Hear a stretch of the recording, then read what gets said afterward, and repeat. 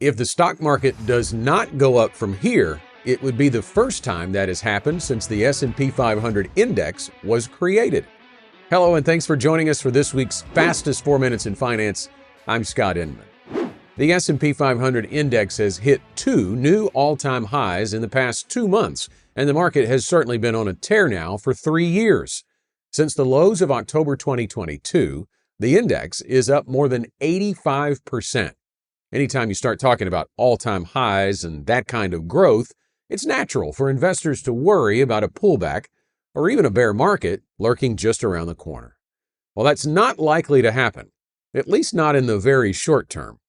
First, it's always good to remind ourselves that reaching an all-time high is nothing to be worried about. The S&P 500 index has notched 1,200 all-time highs in its 68-year history.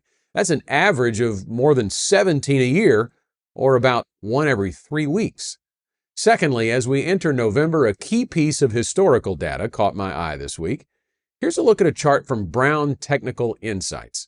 It shows every year that the S&P 500 has finished 10% or higher through October. That's happened 33 times since 1950. Only 3 times was the index negative in November and December. It happened in 1964, 1986, and 1988. In all 3 of those years, the index was down less than 1%. So in 30 of 33 instances, when the S&P 500 was up more than 10% going into November, the ride up continued for the rest of the year. On average, the index was up 4.8% in the final 2 months of the year. And taking it a step further, the index was up more than 16% this year at the end of October, and that's happened 19 times since 1950. And in those cases, the index was higher in the final 2 months 19 out of 19 times.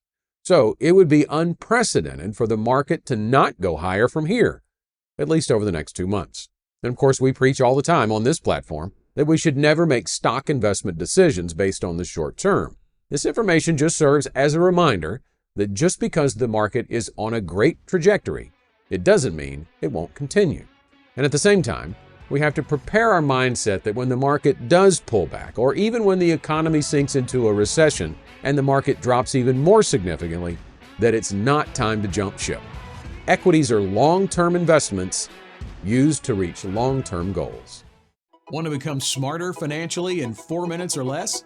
Sign up at fastest4.com to get insights and updates like this delivered to your inbox weekly.